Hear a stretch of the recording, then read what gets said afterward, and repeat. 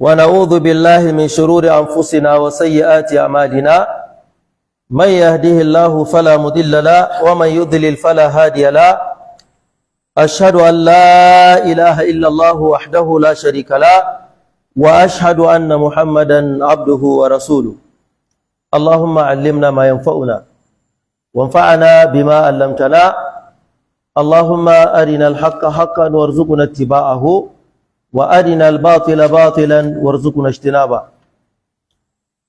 السلام عليكم ورحمة الله وبركاته.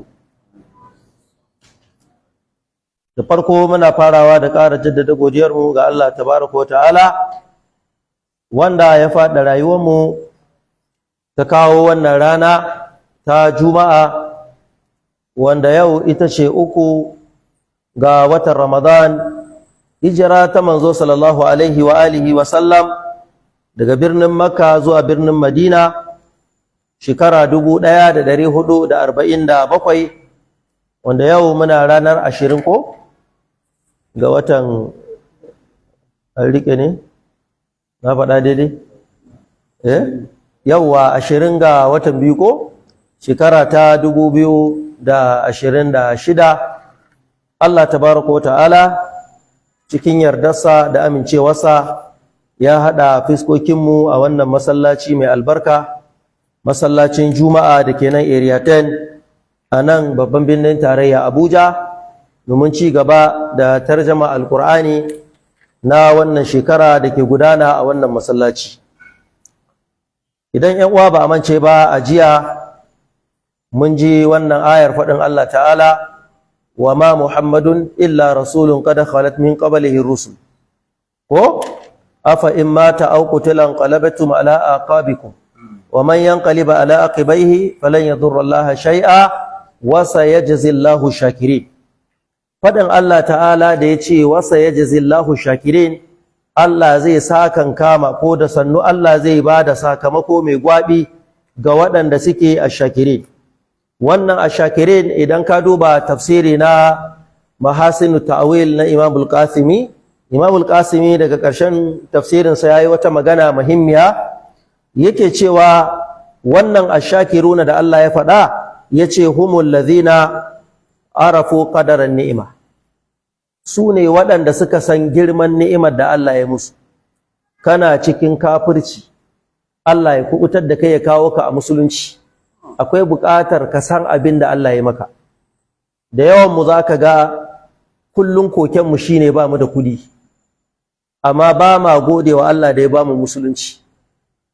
Zaka ga wani mutum ba abin da ka fi shi amma yana bautar saniya, ya wanka da fitsarin saniya, saniya ta taka shi, ya ɗauki kashin shanu yana shafawa a jiki, shi saniya yake bauta. Wani kuma yana bautar ruwa, wani yana bautar Jesus annabi Isa wanda littafinsa ya tabbatar mutum ne da aka haifa a mutum. Kaga kai da kake bautawa Allah sai ka gode wa Allah. Muna gane wannan? Idan Allah ya yi ka akan tauhidi ka gode wa Allah cewa Allah ya yi ka akan me? Akan tauhidi, akan la ilaha illallah Muhammadur Rasulullah, baka bautar wani Allah. Da Allah ya ambaci ash-shakirun shine malamin yake cewa shakiruna humul ladzina arafu qadaran ni'ma, sune waɗanda suka san girman ni'imar da Allah ya musu. Wa thabatu alaiha hatta matu wa qutilu, suka kafe suka cije akan wannan ni'imar ta Allah ta musulunci har sai da suka mutu ko kuma sai da aka kashe su. Domin ita mutuwa guda ɗaya ce amma hanyoyinta suna da me? Suna da yawa. Tunda sun gane girman ni'imar da Allah ya musu, suka tsayo akan wannan ni'ima da Allah ya musu, suka kafe akan ta har sai da mutuwa ta same su ko kuma sai da aka kashe su akan wannan addini. Fa zahara afaru hadha al-i'tabi wa hukmu hadha al-khitabi yawma mata Rasulullah sallallahu alaihi wa sallam. Wannan abin da suka yi na gode wa Allah, to sai amfanin sai ya zo musu a ranar da manzon Allah ya rasu. Allah ya riga ya rubuta wa annabi mutuwa, babu makawa sai annabi ya mutu. To idan annabi ya mutu za a bar addinin koko za a ci gaba? Shi wannan addinin yana tsayawa ne daga mutuwa annabi koko zai ci gaba ko da bayan mutuwar annabi? Ana gane wannan? To wannan abin shi yasa Allah ta'ala yayi wannan maganar yace ku bani labari afa in mata idan annabi ya mutu, domin ana magana ne dan gaba. Shin tambaya ana tambayan ku ya ku masu imani, idan annabi ya mutu ko kuma aka kashe annabi, za ku bar musuluncin ne? Idan ma kun bar shi, wa sayajzillahu shakirin, waɗanda suka cije suka gode wa Allah suka kafe akan wannan addini har su ma mutuwa ta same su ko aka kashe su kamar yadda aka kashe annabin, da sannu Allah zai musu kyakkyawan mai sakamako. Muna gane wannan ko? To ana nan tafiya ta tafi sai amfanin ko wannan maganar sai ta bayyana. Ta yaya? Ana nan sai manzon Allah ya rasu. Ba a kashe annabi ba, amma annabi ya mutu ya koma ga Allah. Bayan mutuwar manzon Allah an samu waɗanda suka ruɗe domin annabi ya rasu, wannan zaka ba su uzuri. Amma a ina gizo yake saƙa na abin da Bahaushe ke faɗi, waɗanda suka bar addinin suka ce ba sa yin addinin da annabinsa yake mutuwa, wayanda suka rage a musulunci Makka, Madina, Ɗa'ifa da wasu 'yan garuruwa, saura gaba ɗaya sun kafurta, sun yi ridda. A lokacin Abubakar ya ƙulla yaƙi da waɗanda suka yi ridda, ya ƙulla yaƙi da su. Umar ɗan Khattabi ya dafa masa, sauran sahabbai suka dafa masa don a dawo da waɗanda zamiya ta ɗebe su suka bar wannan addini na musulunci. To don haka kaga amfanin wancan magana da aka faɗa, shin idan annabi ya mutu za ku bar musuluncin ne? Ashe Allah ya san akwai wanda za su bar musuluncin, ko ba haka ba? Allah ya yi wannan magana kuma yanzu sai maganar ta zo ta bayyana, aka ko bar musuluncin kamar yadda Allah ta'ala ya ambata. Wa sabata shakiruna ala dinihim, wayanda suke na Allah bayan irtadda man irtadda, wanda ya yi ridda, su ko ash-shakirun wanda Allah ya ce wa sayajzillahu shakirin, suka cije akan wannan addini nasu. Fa nasarahumullahu wa a'azzahum, Allah ta'ala ya ba su agaji, ya ba su taimako, ya karfafe su da imani. Wa azfarahum ala a'daihim, Allah ya ba su ƙarfi da iko akan maƙiyansu. Faja'ala al-aqibata lahum, Allah ya sanya musu ƙarshe mai kyau na waɗannan ne da suka cije akan bautawa Allah subhanahu wata'ala. So dan haka aka samu wancan hadisi na Abdullahi dan Abbas, Allah ta'ala ya ƙara masa yadda, yake cewa bayan annabi ya rasu, Umar ɗan Khattabi ya fito da takobi yana wa mutane magana, in sake jin wanda ya ce annabi ya rasu. Kuma Umar ba da wasa yake ba, da wani ya yi ganganci da Umar ya sare mai kai, domin a kan manzan Allah Umar yana iya yin komi. Ana ganewa? Duk wanda kaga yana aibata waɗannan bayan Allah bai san su bane, bai san su bane. A 'yan kwanakin nan in kana bibiya za ka ga wani malamin shi'a na gaskiya wanda baya da munafunci. Ana ganewa? Wanda yake fitowa yana zagin Abubakar ƙarara, yana zagin Umar ƙarara, yana zagin Usmanu ƙarara. Kaga wannan ya raba mu da wahala, saboda yayi abin da ko an ce suna zagin sahabbai mutane na ganin ba haka bane, to ga mai yi. Ya zazzage 'yan ɗariƙa tas, cewa 'yan ɗariƙa ba masoyan ahlul baiti bane.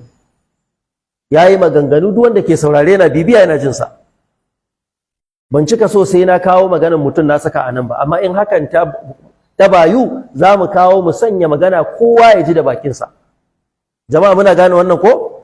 Daga cikin abin da ya faɗa, ya ce wani mutumin banza, wai saboda wani mutumin banza, wai shi Abubakar, wanda fa ya dafa wa annabi fiye da kowa.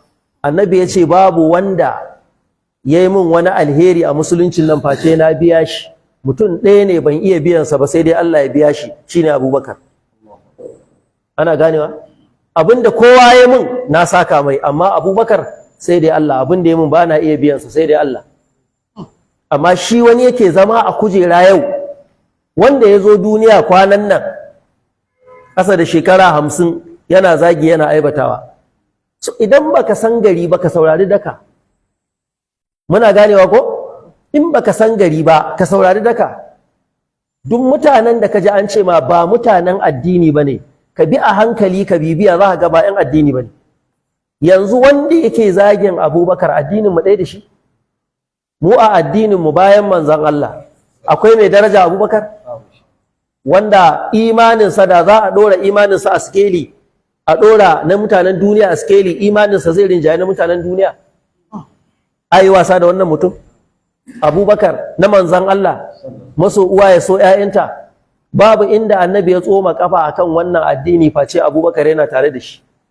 Babu wata naira da Abubakar ya bawa gidansa don a ci abinci face ya bada ta don a taimaka wa manzon Allah. Amma a yau shi ake fitowa duniya ana zagi, ana nuna maka ba na kwarai bane. Wancan sharri da aka yi wa matan manzon Allah na kasafi, wannan malamin Shi'a mai gaskiya, malamin Shi'a ma mai gaskiya wanda baya munafunci, ya fito ya ce ƙarya Aisha take yi, mutumiyar banza ce, ita ce ta yi kasafi, matar manzon Allah. Yanzu da zaka ce wannan mutum kai uwarka mutumiyar banza ce, don Allah zai yadda? Zai ji daɗi? To ita fa Aisha din nan uwar mu'minan duniya ce, wa azwajuhu ummahatuhum. النبي أولى بالمؤمنين من أنفسهم وأزواجه أمهاتهم. Allah ta'ala ya ce annabiyyu aula bil mu'minina min anfusihim. Annabi ya fi mu'minai dacewa, shi ya fi cancantar su da karan kansu. Annabi ya fi cancanta ya wakilce mu akan mu wakilci kanmu. Wa azwajuhu, mataikun manzan Allah, matansa ummahatuhu, uwayen mu'minai ne. An fahimta ai? Yawwa, idan kai ba mu'mini bane to ba uwarka bace. Amma in mu'mini ne, ummuna Aisha mecece? Kai ma ta zama uwarka, kuma ka gode wa Allah ma in ta zama uwarka. Dama ita ba uwar fasikai bace ko kafirai, a'a uwar mu'minai ce. Haka Allah ya kira ta. Yace ita ce tema wannan sahabin kasafi. Za mu je gaban Allah. Ko ba haka ba? Za a bayyana gaban Allah. Alqur'ani ya sauka ya wanke ta tas, amma kai har yanzu baka gamsu ba. Wani littafi za a saukar maka wanda zai wanke matar manzon Allah kafin ka yadda? Banda alqur'ani, tunda baka yadda da shi ba, sai ka faɗi littafin da zai zo. To wannan yana gwada maka cewa dai ko ba komi an sha fama. To lokacin da Umar dan Khattab ya fitar da wannan takobi, ƴan uwa, ya ci gaba da magana da mutane, Abubakar As-Siddiq ya zo ya ce masa ijlis ya Umar. Mu ji kalmar da ya gaya mai, ce ijlis ya Umar. Ya kai Umar zauna, ya ce ma Umar zauna. Kai kira ga mutum ka ce na zauna, to ya kai Umar zauna. Ya ainihin bashi umarni ya zauna. Umar ran shi ya riga ya ɓaci. Fa aba Umarun an yajlis. Umar ya ƙi yadda ya zauna. To kaji, fa aqbala nasu ilaihi wa taraku Umar. Mutane suka kyala Umar suka koma kan Abubakar. Abubakar ya fara yin magana wanda mun ji, amma ba'adu man kana ya'budu Muhammadan fa inna Muhammadan qad mata, wa man kana ya'budu Allah fa inna Allah hayyun la yamut. Wanda ya kasance yana bautar Muhammadu, to Muhammadu ya rasu. Amma wanda yake bautan Allah fa inna Allah hayyun la yamutu. Allah yana nan da rai. Shi yasa annabi ya gwada maka bautar Allah, domin Allah shi ke wanzuwa, kowa yana karewa banda Allah. Kullu shay'in halikun illa wajhahu. Komai zai kare bar Allah. So dan haka Abubakar ya yi wa mutane bayani. Bayan ya wa mutane bayani, ya sanar da su cewa annabi ya rasu, sai dai ayi hakuri. Sai ya karanta musu wannan aya, wa ma Muhammadun illa rasulun. Annabi bai kasance ba face manzo wanda qad khalat min qablihi rusul, manzanni sun shuɗe kafin zuwa manzan Allah. Su annabi Nuhu da sauransu duka manzanni ne, sun isar da saƙon Allah, sun yi gwagwarmaya, sun kuma juya sun koma ga Allah. To shi ma annabi Muhammad sallallahu alaihi wasallam ya koma ga Allah kamar yadda waɗancan manzanni suka ainihin koma ga Allah. To daga nan fatalaha nasu minhu kulluhum, mutane suka ci gaba da karanta wannan aya, wa ma Muhammadun. Yake cewa fa wallahi laka anna an-nasa lam ya'lamu anna Allah anzala hadhihi al-aya hatta talaha Abu Bakr. Kamar mutane ba su taba jin wannan ayar ba. A wajen fa akwai mahaddatan alqur'ani, da yawa sun haddace wannan aya amma sun manta sun kidumu yawa sun rude a zo a ce musu annabi ya rasu a'a mutuwar manzon Allah abu ne wanda ba sa iya karɓarsa da sauki amma da Abubakar ya karanta musu wannan aya fa ka'annan nasa lam ya'lamu kai ka ce mutane ba su taba sani ba da dai annallaha anzala hadhihi al-aya cewa Allah ta'ala ya saukar da ainihin wannan aya kai ka ce wannan ita ce rana ta farko da mutane suka ji ainihin an karanta musu wato ita wannan aya kaga wannan zai nuna maka cewa idan wani abu ya faru da mutum misali sai aka ga ya kidumu a bi shi a hankali har ya samu natsuwa ana ganewa shi yasa ko jinya ake ba kowa ake tura wajen jinya ba sai an samu mai natsuwa mai natsuwa yana nan yana kula yana kallon mara lafiya idan ciwo yayi sama sai rika karanta masa la ilaha illallah muhammadur rasulullah idan jiki yayi sauki sai ya kyale shi ana gane wannan ba wanda zai kama ihu ba wayyo Allah ban gane ba a zo da wuri jiki na tsatsi ake nema mutuwa ba guduwa yawa to mutuwa da ta bi kan likita akwai wanda za ta bari ai babu shi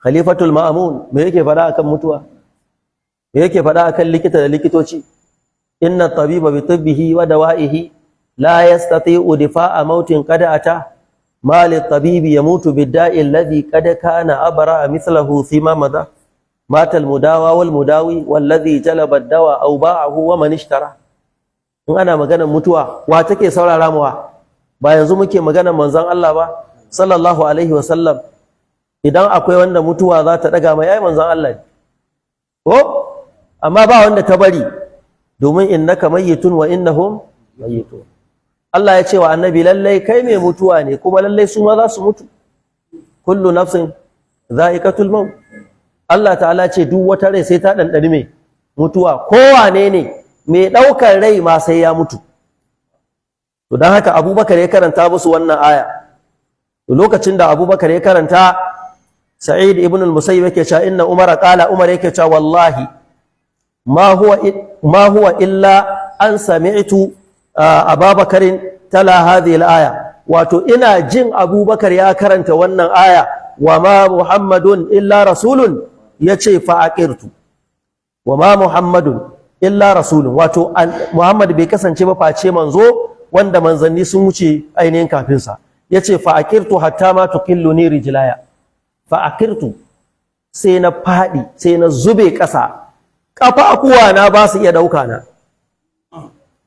Umar masoyin manzon Allah faɗan da yake yi fa ba wai bai yadda da mutuwa ba kuma ba wai bai yadda annabi zai iya mutuwa ba amma dai shi yana ganin a ce annabi ya mutu a'a yace nan take na faɗi hatta ma tukilluni rijlaya har sai da ya kai ƙafafuwa na ba su iya ɗauka ta bi ma'ana saboda tashin hankali da halin da ya shiga hatta hawaitu ilal ard nan ne na zaune na kife a ƙasa sai Allah ta'ala ya ce wa ma kana li nafsin an tamuta illa bi idhnillah wa ma kana li nafsin an tamuta illa bi idhnillah kitaban mu'ajjala ومن يرد ثواب الدنيا نؤته منها ومن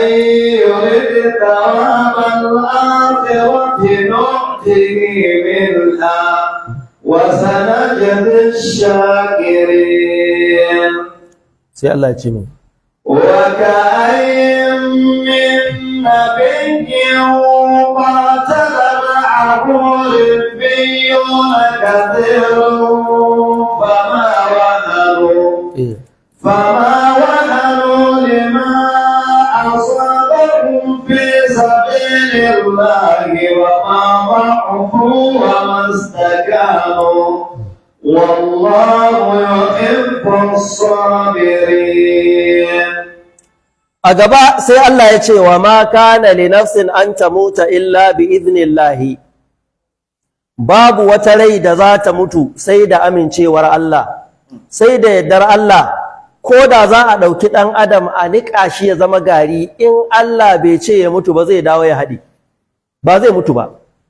In ka ga mutum ya mutu, Allah ne ya amince da mutuwarsa, sai idan Allah ya yarda. Kowace rai ba ta mutuwa sai da yarda Allah.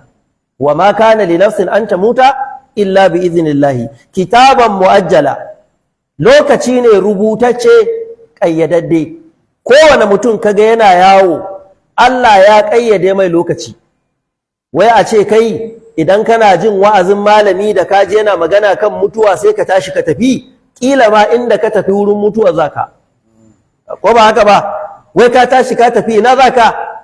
Malamin bai iya guduwa, kai ma ba ka iya guduwa. Aina ma takunu yudrikumul maut. Aina ma takunu yudrikumul maut walau kuntum fi burujin mushayyada. Allah tabaraka wa ta'ala ce aina ma takunu, ko ina kuke, ko ina kuka kasance, yudrikumul maut, sai mutuwa ta riske ku. Walau kuntum fi burujin mushayyada, ko da kuna cikin gini ne mai tsaro, mai tsawo, an rufe ko'ina. Shi yasa a ƙasan nan muna gani mutuwa ta tsallaka ta ɗauki shugaban ƙasa na soja, ta ɗauki shugaban ƙasa na farin kaya, mutuwa ta ɗauki gwamna, ta ɗauki mataimakin gwamna, kai mutuwa babu wanda ta bari. Aina ma ta kunu, ko'ina kuka kasance idrikumul mautu. Shi yasa Allah ya ce qul innal mauta alladhi tafirruna تفرون منه فإنه ملاقيكم ثم تردون إلى عالم الغيب والشهادة فينبئكم بما كنتم تعملون. الله تعالى قل كفدا مسو يا كي النبي محمد innal mauta alladhi tafirruna minhu, mutuwan da kuke gudu, kuke kokarin tserewa, fa innahu mulaqikum, wannan mutuwa sai ta hadu da ku, sai kun hadu da mutuwa. Thumma turadduna ila alimil gaibi, a maida ku zuwa ga Allah masanin gaibi wa shahada da abin da yake bayyane, fa yunabbiukum bima kuntum ta'malun, Allah ya ba ku labarin abin da kuke aikatawa. Don haka ka sallama wa Allah kai fatan mutuwa da imani. Kuma ka sani tsoro baya sa ka rayu. Tsoro da yawa soja zai je yaƙi, ya tsallake bama-bamai, ya tsallake harsashai, ya dawo gida, ya tadda wanda yake zaune a gida ya mutu. Ko ba haka ba? Da yawa mutum ba ya da lafiya, ya ta ɗaukan dogon lokaci, sai kuma a wayi gari mai lafiya ya mutu. Ɗazu-ɗazun nan ana tare a ce yanzu ya yanke jiki ya faɗi, a taɓa shi a ji ba rai, a je wajen likita ya mai jone-jone ya ce rai ya fita, an gama lokaci ya yi. Shi yasa Allah ce kitaban mu'ajjala, ita mutuwa lokaci ne ƙayyadadde wanda Allah ya sanya wa bawa. Kawai ka ci gaba da bautar Allah, ka ci gaba da yi wa Allah biyayya har Allah ya aiko maka mala'ikan mutuwa ya same ka cikin imani. Ka zama waɗanda za su zama cikin me wannan shiƙati nashta, wanda za a cire ransu cikin kwanciyar hankali. To don haka Allah ta'ala ya ce wa ma kana li nafsin an tamuta illa bi idhnillahi, babu wata rai da za ta mutu face da izinin Allah, da amincewar Allah, da yadda Allah. Kitaban mu'ajjala, lokaci ne kayyadadde, lokaci ne sananne. Ai la yamutu ahadun illa bi qadarillahi, babu wani bawa da yake mutuwa sai da kaddarawar Ubangiji, wa hatta yastawfiya almuddata allati darabaha Allah lahu, har sai bawa ya cike lokacin da Allah ya tsara masa. Da yawa dan tsako kyawo ya dauke ya sama ya kubce ya fado kuma ya rayu. Nawa akai? Da yawa nan kuna da misalai. Ko? Da yawa nan an samu wanda aka yi hadarin mota, kowa ya mutu shi kadai ya fita dan jariri kuma ya rayu. Wani abu ya faru mutane da dama kowa ya mutu shi ya rayu. Ba daɗewa an yi haɗarin jirgin sama a India, wani mutum ya tsira. Ina ga shi kaɗai ne ko? Wanda aka nuna a asibiti, ana hira da shi, ya tsira. wai wani ya nuna wai seat number din shi, bi ma'ana duk sanda zaka zauna aka shiga jirgi ka nemi wannan seat number din, wai low key one ne. Wato jahilci malam bala'i ne. Wato wanda jirgin, mai tukin jirgin gaba daya bai da loki. Kada san idan duk inda rai ya dadi ai baya mai shi ko ba haka ba, tunda mai tukawa ya mutu kwanansa ya kare.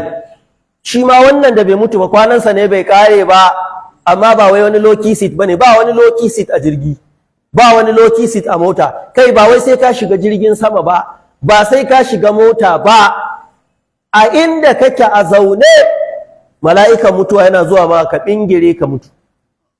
Ana ganewa? Nan nake ga mana wani dan uwa da muka hau jirgi, da yaga an tashi ana ta yin koli, yana daga gefe na ya leka ya ce gafarta malam, ce Allah shi gafarta malam, ya ce wato yanzu fa sai yadda Allah ya da mu.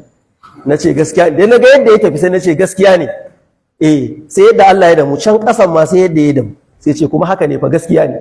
Na ce ai da nan sama da can kasan da nan sama duka a hannun Allah muke. In ya so ya karbe mu nan sama, in ya so ya karbe mu can kasa. Don idan mutum ya tafi baka tsananta mai, ka bi shi a hankali, hankalinsa ya dawo. Karan farko kenan da ya hau jirgin sama, don haka da ya duba ya ga baya ganin gida, an riga an rabu da ƙasa, can ya daina ganin hasken wuta, kawai abin da yake gani cikin sama yake. Sai shi gaba ta malam, sai yadda Allah ya damu. To ka gani iya fahimta sa kenan, kuma gaskiya ne sai yadda Allah ya damu din, amma a can ƙasa ma fa sai yadda Allah ya damu. Mutum nawa yana zaune gini ya ruso masa, nawa aka yi? Mutum nawa yana zaune aka yi girgizar ƙasa ya mutu, nawa aka yi? Wa ma kana li nafsin an tamuta illa bi idhnillahi kitaban muajjala. Rai baya mutuwa sai da yadda Allah, kuma sai rai ya cika mudda da Allah ta'ala ya tsara masa. Shi yasa aka ce kitaban muajjalan, lokaci ne kayyadadde, kamar dai fadin Allah ta'ala da yace wa ma yu'ammaru min mu'ammarin wala yunqasu min umrihi illa fi kitab. Wato ba a rayar da wani, ko wani mai rayuwa ba zai rayu ba, sannan ba za a rage cikin rayuwarsa ba, face abin yana littafi rubuce. Yauwa, kar a ce wani mai taurin rai ya ƙi mutuwa, a'a ba ta zo ba ne. An lura? Kai wani akwai taurin rai, an yi ya ƙi mutuwa, a'a ba a ma yi ba, bari a ce an yi. Ba wani mai taurin rai, duk wanda ka ga bai mutu ba, mala'ikan mutuwa ne bai zo ba. Idan mala'ikan mutuwa ya zo ɗaukar ran bawa, bai da wani taurin rai. A nan duniya fa kana gani, diya da kake ganin rigimar kare, idan zaki ya kama kare sai dai kaga fitsari da kashi na fita. Ko ba haka ba? Idan damusa ta kama kare, shiru za ka ji. To idan mala'ika ya damƙi ɗan adam, haba malam wane mutum? Mala'ika ba ke muka magana. Wanda akwai mala'ikan da gaba ɗaya duniyan nan ba ta wuce kamar kwanan tuwo ba a gaban shi.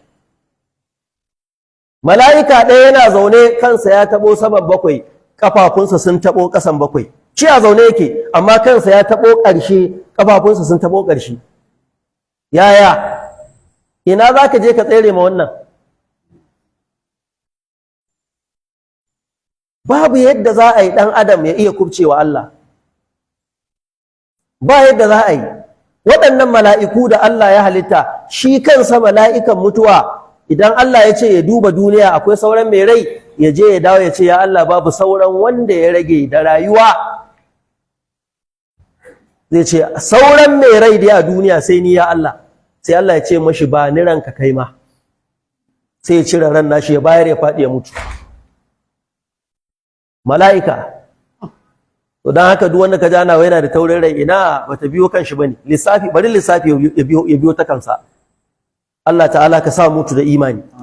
To dan haka wa ma yu'ammaru min mu'ammarin, wani mai rayuwa ba zai rayu ba, wala yunqasu min umrihi, ko a rage cikin rayuwar mutum, illa fi kitab, face yana cikin lissafi a tsare a littafi. Kamar faɗin Allah ta'ala, huwa allazi khalaqakum min tinin thumma qada ajala. Allah ta'ala shine ya halice ku daga yumbu, Allah shi ya halice ku daga tabo, sannan Allah ta'ala faqada ajalan, ya tsara maku lokaci, ya hukunta maku lokaci, ya sanya maku lokaci. Wa ajalun musamman indahu, da wani lokaci sananne a wurin Allah. Lokacin da za a yi tashin alkiyama, da kuma lokacin da kowane bawa zai koma zuwa ga Allah. Allah ka sa mu zo muna masu imani. Wa hadhihi al-aya, ita dai wannan aya da muka karanta, wa ma kana li nafsin an tamuta illa bi idhnillah, aya ce da take ainihin tashji'un fiha tashji'un lil jubana, ana karfafa matsorata wa targhibul lahum fil qitali, ana kwadaitar da su yaki. Idan kai soja ne, idan kaga ka je yaki baka dawo ba, wallahi ranar ko baka fita ba sai ka mutu. Muna ganewa? Ka cire tsoro kawai. Matasa da ke niyyar shiga soja ko ɗan sanda ko jami'in tsaro, wanda zai shiga ya bar zuciyarsa ɗaya ya miƙa lamarinsa ga Allah, kawai ya shiga aiki. Mutuwa ta wace ce? Ta Allah ce. Khalid ibn al-Walid, Saifullahi al-Maslul. Khalid ɗan Walid ya je yaƙi sama da yaƙi 1000, kuma kowane yaƙi ya yi nasara a ciki. Amma sai ga shi a shimfiɗa yana kuka, yana ƙugi, yana cewa baƙin cikin duniya ya same ni. Na je yaƙi iri-iri, babu wata gaba a jikina face akwai saran takobi, illa wa fiha darbatun bisayfi aw ta'anatun birrumhi. Kowace gaba ka duba jikina saran takobi ne saboda yaƙi, da sukan mashi da harbin takobin nan fari da baka. Yace amma yau gashi zan mutu a gida kama ya mutul ba'ir, zan yi mutuwa kamar yadda jaki ke mutuwa. Abinda Allah yake bayarwa na shahada Allah bai bashi ba. Shi yasa manzon mu Annabi Muhammad yace man sa'ala Allah shahadata bi sidiqin, wanda ya roki Allah yace ya Allah ka sa in mutu a yaki, ya Allah ka sa in yi shahada, ballagahu Allah manazil shuhada. A ranar lahira Allah zai bashi matsayin masu shahada, wa in mata ala firashi, ko da ya mutu akan shimfidansa Allah ba zai hana mishi wannan matsayin ba, amma in ya roki Allah ne bi sidiqin. Idan kai soja ne, ka ce ya Allah, aikin da nake na kare ƙasata, na kare al'ummata, ya Allah ka sa in yi shahada a ciki. Ko ka gama aikinka, ka fito daga aikin, ba abin da ya same ka, Allah zai baka ladan waɗanda suke shahada. Haka in kai ɗan sanda ne, haka idan kai jami'in tsaro ne, kowane iri, ka ɗora wa kanka cewa za ka yi. Ka cire tsoro, domin wannan aya tana cirewa matsorata tsoro. Allah ya faɗe ta ne bayan an yi yaƙin Uhudu, an bige na bigewa, an karya na karyawa, an kashe na kashewa. Bayan an tafi gida fa, sai ga shela daga manzon Allah cewa Allah ya ce kowa ya dawo a ci gaba da yaƙin. A lokacin da wani an sare masa ƙafafuwa, hannaye suka rage masa, wani kuma yana da ƙafafuwa amma an caccokale masa idanu. Don haka nan mai ƙafafuwa sai ya ɗauki mai idanu, a haka za su gida, duk jikinsu ciwo, amma kuma an ce a dawo yaƙin, kuma haka suka dawo, kamar yadda za mu ji nan gaba. A hakan suka dawo, suka zo fagen daga, suka zo wajen yaƙin. Don haka a cikin wannan aya ana ƙarfafa gwiwan matsorata aljubana da waɗanda suke wato ainihin matsorata da masu faɗuwar gaba, ana kwadatar da su akan yaƙi. Fa innal iqdama wal ihjama la yanqusu min al umri shay'an. La yanqusu min al umri. A zo za a yaƙi ka kutsa fagen yaƙin ko ka laɓe, wannan baya ƙara rayuwarka kuma baya ragewa. Ko wai ka ɓoye ko ka je a yi, ba abin da zai rage maka. Shi yasa da ka ji an ce hayya alal jihad, ka ce Allahu akbar, Allahu akbar, kawai ka fito. A ƙwarai kuwa ba wanda zai zo ya samu soke jihadi saboda wani turancinsa na banza. Jihadi shari'ar Allah ce har ranar lahira ko jihadi. Allah ya shar'anta jihadi ne don a yaƙi 'yan ta'adda da azzalumai. Ana yin jihadi ne akan wanda yake zalunci. An lura, kamar irin su Boko Haram, su Lakura, kaga wanda ba jihadi suke ba. Sai sa da kaga magana shekau kaga dan wiwi. So da magana ce ba hankali, shaka kaga wannan ai dan wiwi, dan shaye-shaye. Mai hankali bai wannan abu. Mai hankali ana gaya wa mutane cewa mutum ne kansa ba ɗaya ba, mutane ba sa yadda. Yazo yana yi a talabishin, shaka kawo, shaka. Don Allah wannan ya daidai da malamin addini? Ai kaga ba hankali. Ba hankali. Allah ya gyara zuciyarmu. Allah kuma ya tsare mu da ainihin tsarewarsa. So don haka yan uwa, shiga turmutsutsun yaƙi da janyewa da nuna tsoro baya rage rayuwa kuma baya ƙara rayuwa. Don haka ba aka samu ɗaya daga cikin sahabbai ana ce masa Hujr ibn Adi, lokacin da za a tsallaka ruwa a yaƙi wasu maƙiya, ya ce wai menene yasa kuka kasa shiga cikin tekun nan, kuna jin tsoro ne? Nan take ya sanya dokinsa ya shiga, mutane suka bi shi a baya duk aka shiga. Falamma akhama, lokacin da ya kutsa akhaman nasu, mutane suka kutsa a bayansa, maƙiya na ganin su kawai sai suka tsere. Kaga yakin ma ba a yi ba, kuma an wa Allah biyayya, an yi abin da ya kamata. To kaji, idan kana nema ka ga abin mamaki, mutumin da kowa ya zaton ya mutu alhali bai mutu ba, ka je ka duba tarihin Albara'u ibn Malik al-Ansari, shine yayan Anas dan Malik. Albara'u dan Malik wato aya ce daga cikin ayoyin da suke fassara maka wannan magana, wa ma kana li nafsin an tamuta illa bi iznillah. Idan ka ji ana kawo hadisi zaka ji ana Anas dan Malik ko, to shi Albara'u ba nan yake ba, shi Allah ya aje shi bangaren yaki ne. Wani mutum ne siriri fale-fale da ‘yan kafaɗu, Albara'u ɗan Malik, haka Allah ya yi shi siriri, har ma malaman tarihi suka cewa in ka kalle ma sai ka kau da kai, saboda kamar baya da nama a jikin shi, ɗan fale-fale, amma sai fitina. A haka ya kashe mutum 100, ya fito a kirari kai ma ka fito mutum 100, ɗaya sai da ya kashe mutum 100 mubarazatan wahdahu, shi kadai. Da haka Albara'u ɗa ne, shi ne wa yayan Anas ɗan Malik ne. Shi ne wata rana da aka yi yaƙin Yamama, faɗan Yamama, Musailamatul Kazzabi wanda ya ƙarya ya ce shi ma annabi ne, aka kafsa yaƙi, aka kafsa dubun dubata na mutanen Musailama suka shiga wata gona da ake ce ma Hadiqatul Mauti, suka ɓoye. Suka kulle ƙofa, aka rasa yadda za a shiga. Albara'u ɗan Malik ɗan fale-fale da shi ya ce duk ku tara masunku ku yi haka. Masunku, idan kuka tara mashi sai ku nemo garkuwa, abinda mutum ke kare duka, sai ku shimfiɗa, sai ku ɗora ni a kai. Ku yi walle-walle da ni, ku jefa ni cikinsu, ni ku jefa ni. Ya ce in ma an ustashhada, ko dai a kashe ni in yi shahada, wa in ma an aftaha lakumul bab. Kai shiga haɗari ba wasa ba. Ya ce sannan sun maƙasifuni ƙariban min albabi, amma ku jefa ni kusa da ƙofa fa, daidai ƙofa, aikina shi ne ko in buɗe ƙofa ko in mutu. Dubun dubatan sojoji, aka ɗauki Albara'u ɗan Malik ɗan tsurut da shi, sai aiki.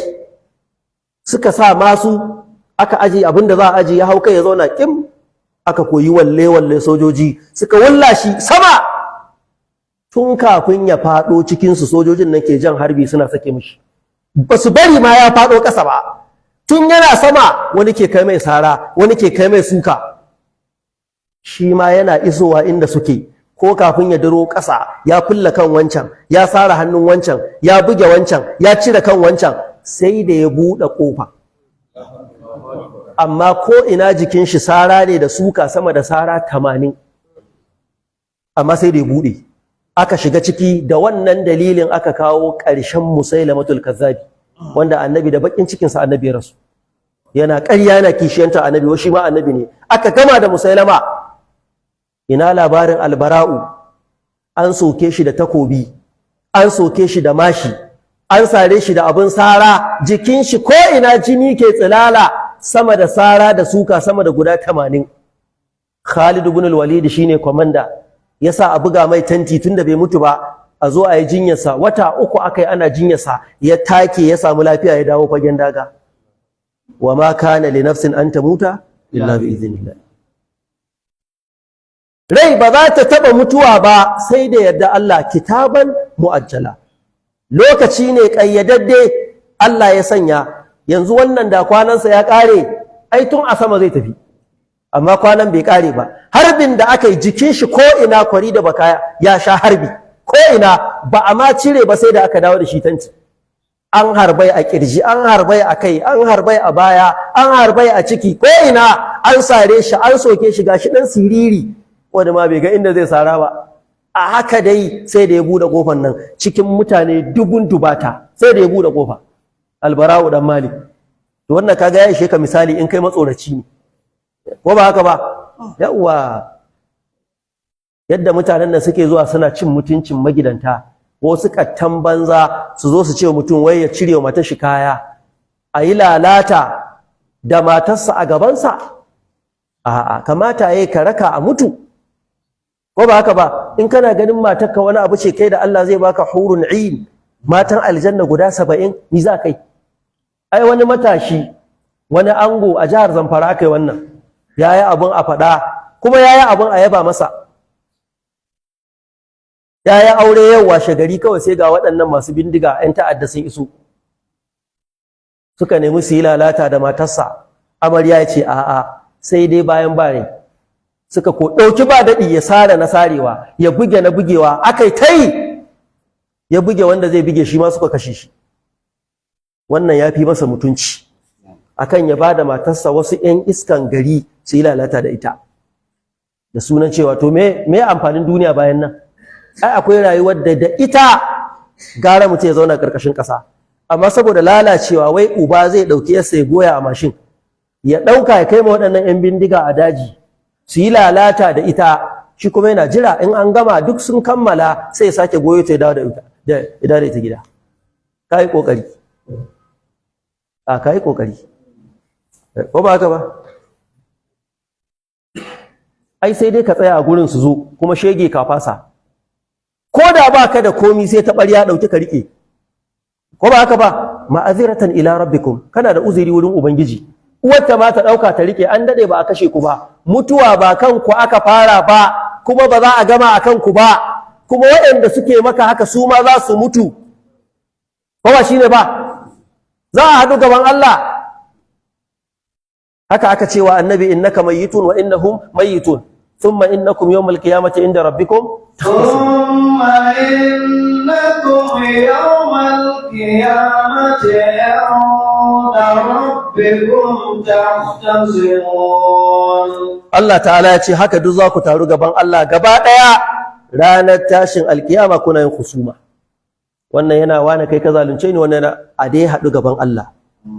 Allah ta'ala ya ce wa man yurida thawabad dunya, wanda yake yaƙi yana nufin ɗan ladar duniya, ɗan abin da za a samu, ya shiga soja ne don salare ko ɗan sanda, yana yi ne don wani abin duniya, Allah ya ce nutihi minha, za mu bashi. Wa man yurida thawabal akhirah, wanda kuma yake neman ladan lahira, nutihi minha, Allah ya ce shi ma za mu bashi. Ai man kana amaluhu lid-dunya faqat, wanda yake aikinsa don sakamakon duniya kadai, baya neman komi, nala minha ma qaddarahu Allah lahu, Allah zai bashi iya abinda Allah ya kaddara masa ya samu. Walam yakul lahu fil akhirati nasib, idan aka je lahira baya da rabo. Shi yasa ko aikin gwamnati zaka shiga, ka shiga da kyakkyawan niyya, saboda innamal a'malu binniyat. Ka shiga ne dan ka hidimta wa ƙasa. Dan abinda ake baka, ana baka ne dan ka rayu, amma ba biyan ka ake ba. Yanzu nawa za a baka ka bada ranka? Rai yana da farashi ne? Babu. Amma mutum ya ba da ransa don kare ƙasa, idan ba don Allah ya ba ya yi asara. Muna ganewa? Shi yasa annabi Muhammad sallallahu alaihi wasallam ya ce ribatu yaumin wa laila, dako na kwana ɗaya da yini 24 hours, ka tsaya a boda kana ɗan sanda ko soja ko immigration, ko dai wani aiki kake yi, kada a shigo mana da makami, ko kada a shigo mana da ƙwaya, ko kada maƙiya su kawo mana hari, ka tsaya ka yi dako na awa 24, khairun minad dunya wa ma fiha. Abinda Allah zai baka yafi duniya da abinda ke cikinta. Abinda Allah zai baka akwai asara in za ka yi aiki kawai ka kyautata mai niyya. Domin an ce khairun minad dunya wa ma fiha. Da haka customs, immigration da sauransu, ku tsaya ku yi aiki don Allah. Ku tsaya ku yi aiki don wa? Domin Allah.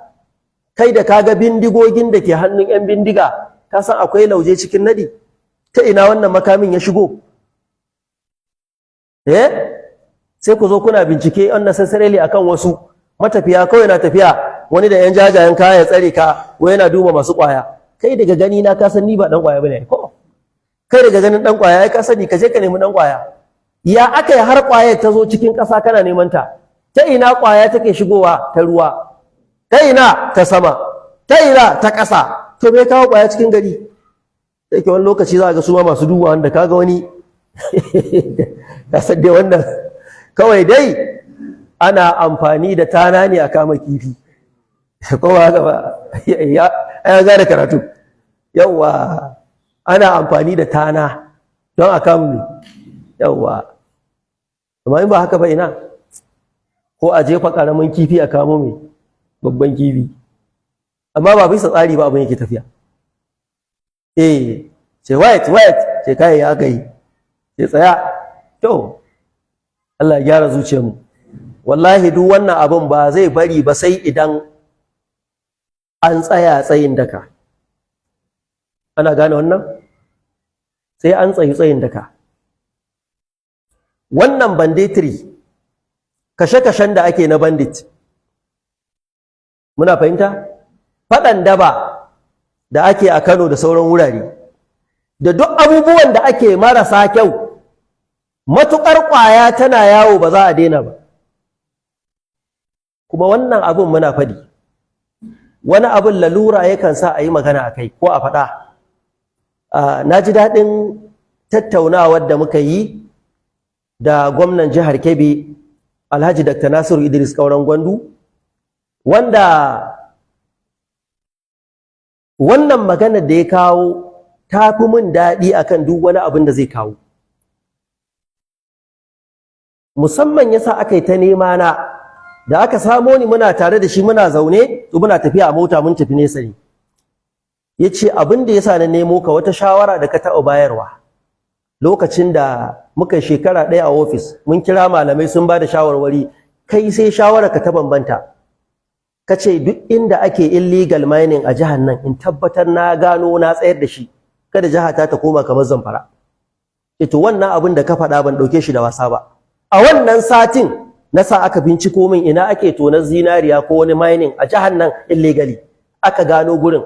Da na tashi zani sai aka tona ramuka a hanya, aka kakkayar da bishiyoyi, ba yadda za a wuce mu je wajen. Ba za mu iya wucewa mu je wajen ba. Ya ce nan take na ce a nemo min mashin, da mashin zani. Kowa ya hayo mashin, a nemo mashina mu je. Gwamnan jihar Kebbi da shi muke wannan magana. Ya ce kai, direba ya ce yana iya kaɗa wannan, kaɗa ake ko menene jeep ɗin nan a shiga haka a tafi. Haka muka shiga cikin dajin nan. Ya ce ina gaya maka malam, da muka isa abinda na fara gani Ghanaians, Chadians, Chinese, mutane daban-daban foreigners. Na ce ni a matsayina na gwamna ban san da wurin da ba, me ke faruwa, waye ku, me kuke yi? Ku duba irin wannan, don Allah wannan wace irin ƙasa ce? Ya ce na sa aka ɗaya mutanen nan gaba ɗaya na sauke su gidan gwamnati, sai na ji wanda ya sa su. Sai ga kira daga Abuja cewa mutanen suna da license, an ba su dama su yi. An ba su dama su yi me? Su yi. Ya ce tamari ban sani ba. Ya ce har kai komo rikici muka yi da ministan da ke rike da wannan gefen. Na ce mai sam sai dai a yi abin a kan idona. Bai yiwa ga wasu mutane da bindigogi su ba jami'an tsaro. Kaga dai wato wani abin sai dai lalura ta sa a faɗa mutane. Ya ce to tun daga lokacin na ɗauki mataki kuma Allah ya taimake ni na samu nasara. Jama'a muna gane wannan?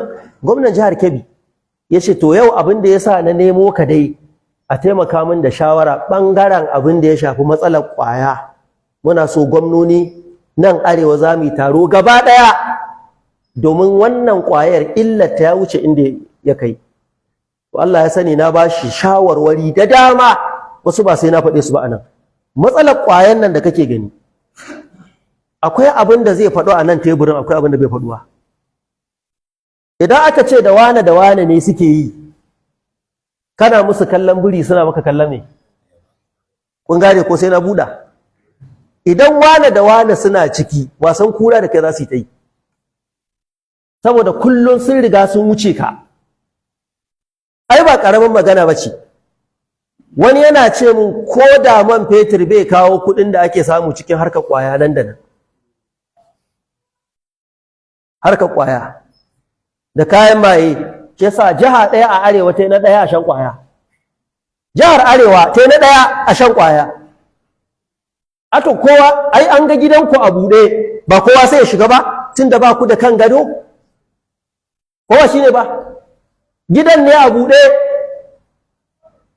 Na ce mushi ni a wurina banda matsalar tsaro, ranka shi daɗe, banda matsalar tsaro, to babu wani abin da za ku yi wanda ni zan ji daɗi, ya mun daɗi irin ku taru a ce Allah ya dawo da hankalinku ma akan abin da ya shafi hankulan al'umma da matsalar ƙwaya.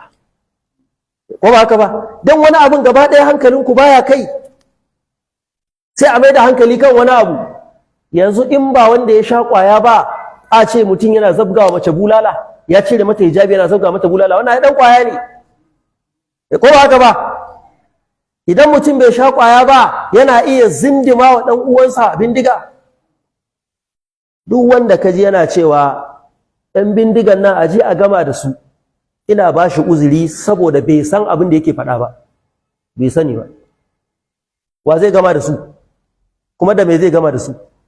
Kana da soja yana da magazin guda biyu, bullet nawa ne a magazin, wannan kuma yana da bindiga mai carbi tana jan ƙasa, shi bullet ɗin ma kamar banza yake. Yaya makami wasa ne? Babu wanda zai iya gagarar gwamnati, amma kai ka san ba a shirya ba. Su mutanen ƙauyen da ka ji ana cewa a yi sulhu, su 'yan ƙauyen gara musu sulhu, su 'yan ƙauyen, saboda ba su ga alamun abin zai bari ba. Kai ko shekara 13 bana, ta 14 ma aka shigo ana wannan abin, ya ƙare, ƙaruwa ma yake yi. Ka duba lokacin da Dr. Ahmad Gumi, Allah ya saka masa da alkhairi, yake shiga dajin nan yana musu wa'azi, sai aka ce ma wai shi yake sa su.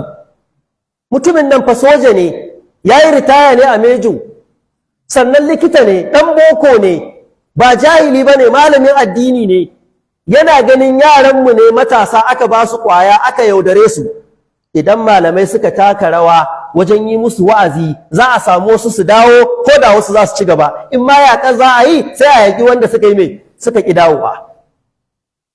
A cikin wanda suka tuba, sai da ya buɗe makaranta a nan Katari, hanya Abuja, sama da mutum 3,000 'yan bindigan nan suka tuba, suka shiga wannan makarantar, suka fara karatun addini, sun daina wannan abu. Wayanda suke amfana da wannan fitinar, suna cin abinci da ita, ko ka ce suna cin haram da ita, ba za su bari abin ya ɗore ba, don haka suka rusa wannan abin. Kuma su ba su iya kawo ƙarshen abin ba. Duk wanda ka ji ya zauna a Abuja yana cewa a kawo ƙarshen 'yan bindiga, wallahi malam magana yake yi, ya je dajin mana. Ko ba haka ba? Bai yiwa ka zauna a Abuja kana janar, kana shan AC, ka tura wasu yara, baka san matsalar ba. Da me ka ba su na makami, su nawa ka tura, inda ka tura su ma sun san wajen. Akwai abin da nake so in faɗa maku, bai faɗuwa ne wallahi, bai faɗuwa wallahi, saboda yanayin da aka samu kai. Amma abin da zan taƙaita mana a dunkule, ni da nake magana da kai, a wajen irin wannan hayaniyar, irin bala'in da idona ya gani, ba labari ba, wannan bala'in ba a iya kashe shi ta hanyar da kai kake tunani, bai yiwa, domin an riga an bari ya kawo wannan mai matakin. Idan ka san ciwon kansa ya kai lokacin da za a ce kuma da mutum gida, ba yadda aka iya, to la an kai wannan matakin. Kila kun gane magana, wannan shine dan abin da zan ma, kila zaka gane me nake magana. Kawai mutane magana ake da ka, shi yasa zaka ji an ce an kashe sojoji kaza, ba ƙarya bane, kashe su aka yi. Da za a ninka yawan wa'annan ma, su ma kashe su za a yi. Abu ɗaya ne in ana so za a yi, a haƙura da duk wanda yake cikin daji, dabba ko ɗan adam, a ƙona dajin gaba ɗaya. To sai dai haka, ko da wanda yake da hannu, da wanda bai da hannu, da ɗan adam, da dabba, a ƙona kowa, a ƙona komi. A to ƙila da wannan hanya a so a sake haihuwa wasu mutane, to ku sai dai wannan hanyar. An bai ci magana. Amma in ba haka ba, matsalar ta wuce yadda kake zato, ta wuce yadda kake tunani. shi yasa waɗanda kaga suna ƙoƙari da yawa waɗanda suke sulhun ma sun fi samu nasara. Mutanen da aka sace sama da 300 yara 'yan makaranta ba 'yan sulhun suka karɓo su ba, haka suka dawo gida an karɓo su da sulhun da tattaunawa, saboda matsala ce an bari ta girma. Boko Haram, Allah ya ji kan Sheikh Jafar, ya ce ga wata fitina tana cikin me? Tana cikin murhu, idan an sa mata ruwa kofi ɗaya za a iya kashe ta. Amma in aka bari ta fito waje ko tankin ruwa nawa aka zuba ba za ta ƙare ba. Boko Haram ya ƙare har yau? Bai ƙare ba. Wani ne yana ofis a zaune, ya ce aje a gama da su. Ba haka aka yi ba? To da aka je aka ƙare. Ila wanda ya je ɗin shi sai aka gama da shi. Shi ne matsalar. Ai ba a shirya ba. Abinda suke cewa masaibu qaumin inda qaumin fawaidu. Wasu mutane suna amfani da in an shiga masifa anan suke cin abinci. Ita America za ta so ku daina yaƙi ne? So nawa ake kama mutane da rigar Fulani suna kai hare-hare da rigar Fulani, sai daga baya sai a ga ai ba Fulanin bane. Gashi an kama su da rigar Fulani.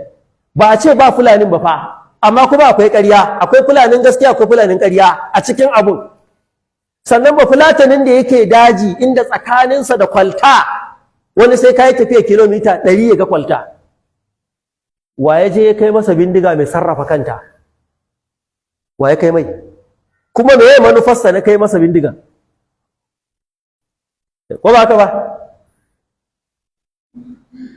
Idan mutum ya tashi yana magana ta rashin adalci, akwai rashin adalci a wasu wurare. Ina ganin wasu sun tasa ministan tsaro, ƙaramin ministan tsaro, Bello Matawalle. Bello Matawalle an tasa shi a gaba kamar ma matsalar tsaron Najeriya laifinsa ne. Ya yi gwamnan Zamfara shekara 4, ba shakka.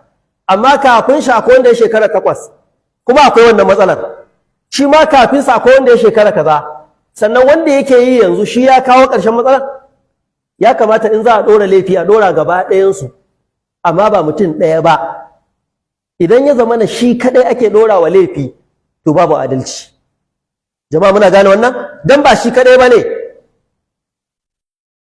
Wannan laifin har shugaban ƙasa, sojoji, ministocin tsaro, da duk mai ruwa da tsaki, har malamai ba su fita ba, kowa yana da rawar da zai taka don a samu zaman lafiya a yankin nan. Amma a mai da shi ministan tsaro Bello Matawalle kamar shi kaɗai ne mai laifi. A'a, ba haka abun yake ba. Ba mutum ɗaya ba ne, laifin kuma ya fi ƙarfin mutum ɗaya ɗauke shi. Jama'a muna gane wannan? Abun ya fi ƙarfin mutum ɗaya, ba haka ya kamata ba. Ni wannan ita ce fahimtata. Kowa yana da laifi, kuma kowa ya taka rawa. Ana gani idan an sauke subura ta yi za a samu sauki. Aka sauke su aka kawo su ko su ma na gan an sauke wannan za ka ba haka ake ta sauke ba. Wannan matsala ni ina ga mafita akan ta abu ne guda biyu zuwa uku. Abu na farko, mu koma ga Allah, mu gyara tsakaninmu da Ubangiji. Masifa ce Allah ya turo mana sakamakon zunubinmu. Ni fahimta ta kenan. Abu na biyu shine addu'a, ba dare ba rana, mu ta roƙon Allah muna tuba gare shi. Abu na uku, kowa ya tashi tsaye a inda yake ba da gudunmuwar da zai bayar don wannan yankin ya samu gyaruwa. Ai an gane abin da ke faɗa. In kai soja ne, in kai ɗan sanda ne, in kai lauya ne, in kai jami'in tsaro ne, in kai ɗan siyasa ne, in kai malami ne, kowa yana da rawar da zai taka.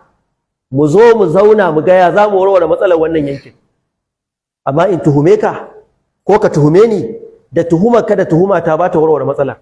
Don ba yau ake tuhumar ba, kuma ba yau abin yake cin mu ba, kuma har kullum ƙara cin mu yake. Mun gane wannan ko? Allah ya gyara zuciyarmu. Wannan yanki namu Allah ka zaunar da shi lafiya. Wannan fitina Allah ka mana ƙarshenta. Bai yiwuwa ɗan adam bai san Allah ba, bai san manzon Allah ba, bai san musulunci ba, ka ce wannan ba zai zama bala'i ba. Ga ƙwaya, ga bindiga, ga kuɗi. Hai, dan adam in dan adam ya samu dama shedani ne farai kuwa don haka wannan abin da kake gani duk ya wuce da kake zato ya ce ai da an gama da shugaban fitina ta wuce a'a nan aka ce a gama da Muhammadu Yusuf wancan nan Boko Haram da aka gama da shi gara Muhammadu Yusuf da Shekau ko ba haka ba na Shekau shi mahaukaci ne gaba daya tibira kuma yazo ta dandana wa mutane azaba kila da wancan din ne ma ke taka mai burki akai tai wayannan abubuwan da kuke gani mu ci gaba da addu'a amma yankin nan namu an cinna masa fitina yanzu wata jaha ce ba a yaki a arewa wace jiha ce ba matsala jihar da ba ta da matsala a arewa